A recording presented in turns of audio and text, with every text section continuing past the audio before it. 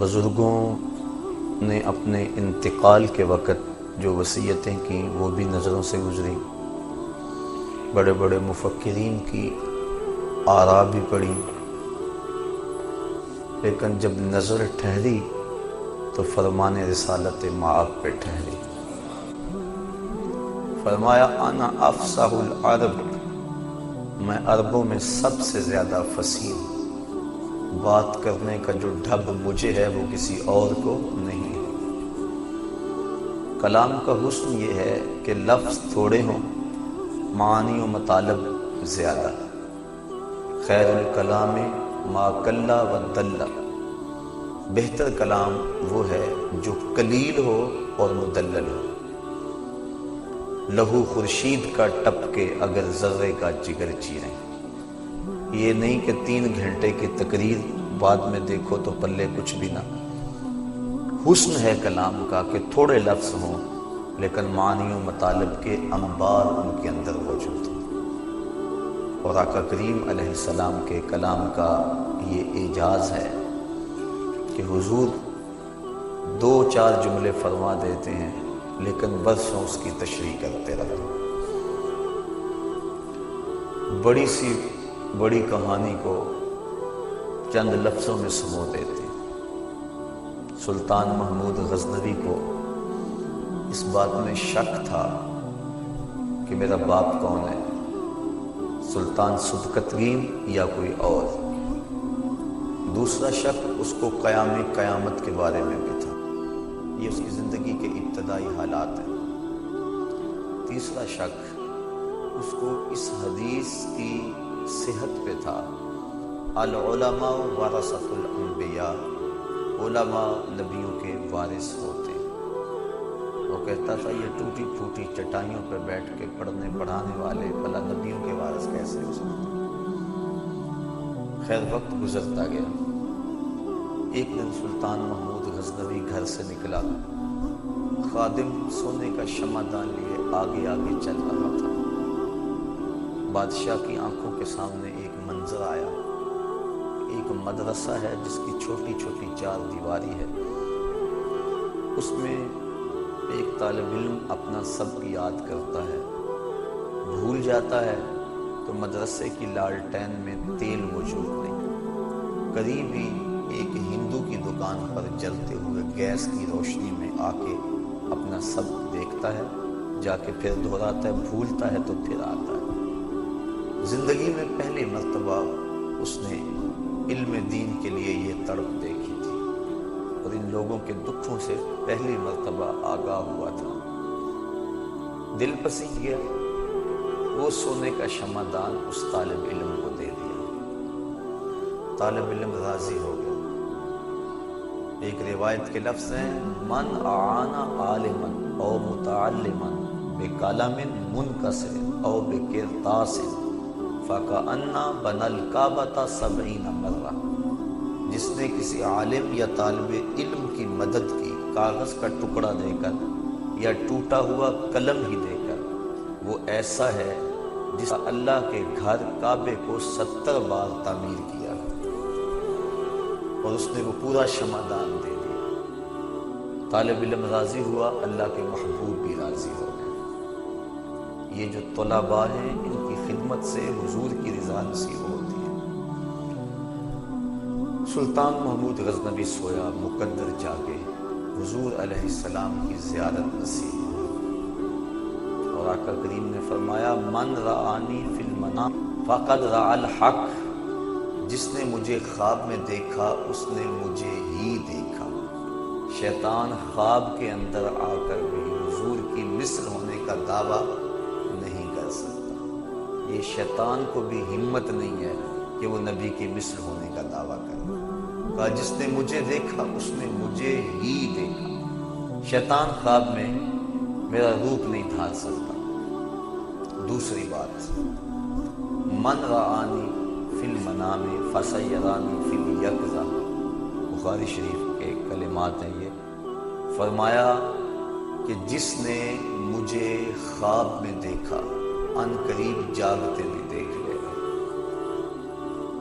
علماء کرام شارحین اس کی تشریح میں لکھتے ہیں کہ ساری زندگی نہ بھی دیکھ سکا تو جب نزع کا عالم ہوگا رخ محبوب سامنے ہوگا، اور اگر اس وقت حضور کی زیارت نصیب ہو جائے سوکھا نکلے سا ضروری جے ویخ لواں مکھ تیرا، اگر اس وقت زیارت نصیب ہو جائے تو پھر اور کیا چاہیے؟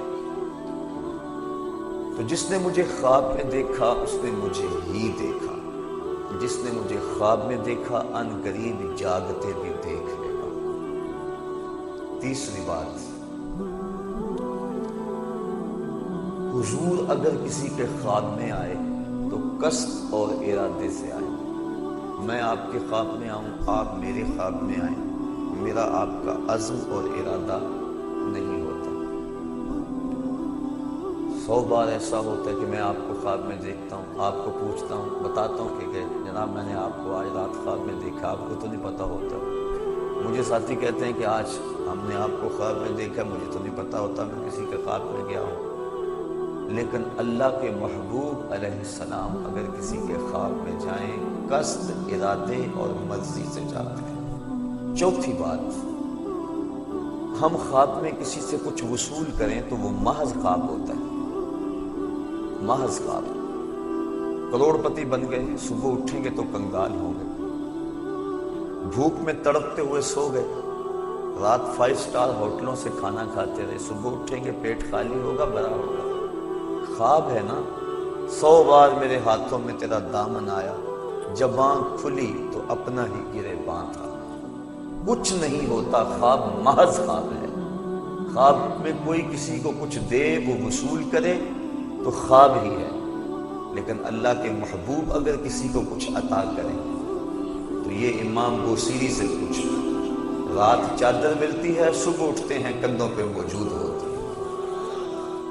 امام سخاوی القول البدیع میں لکھتے ہیں، اور بھی لوگوں نے لکھا ہے، کہ ایک شخص حضور کے روضے پہ کھڑا ہے اور کیا کہتا ہے؟ آنا ضیف ہوگا، حضور میں آپ کا مہمان ہوں، آپ کے ہوتے ہوئے میں کسی اور چوکھٹ پہ تو نہیں جانا، آپ کے در پہ کھڑا ہوں۔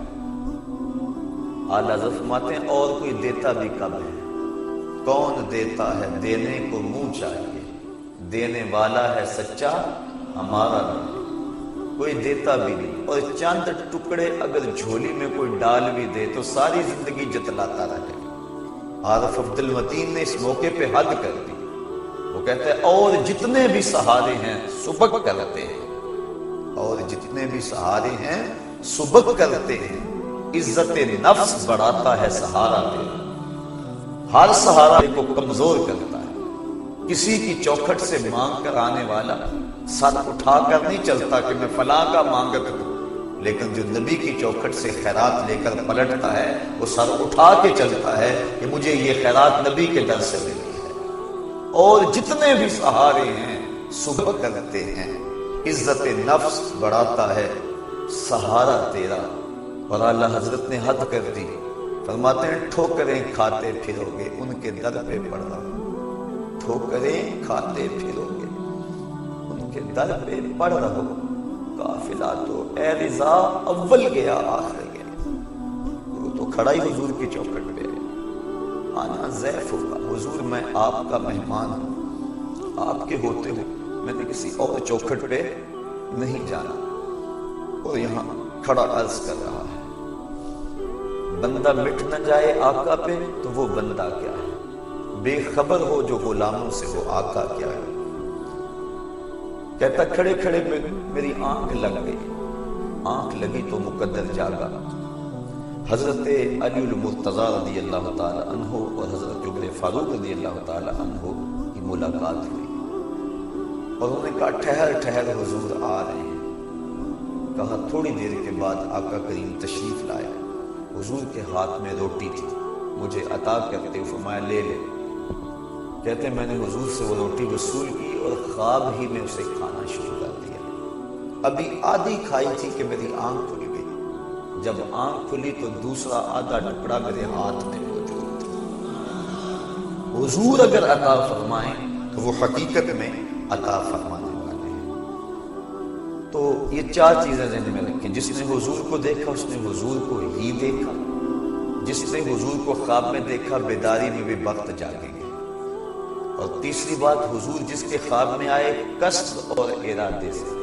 اور چوتھی بات، جو عطا کیا وہ حقیقت میں عطا کیا. سلطان محمود غزنوی سویا مقدر جاگے.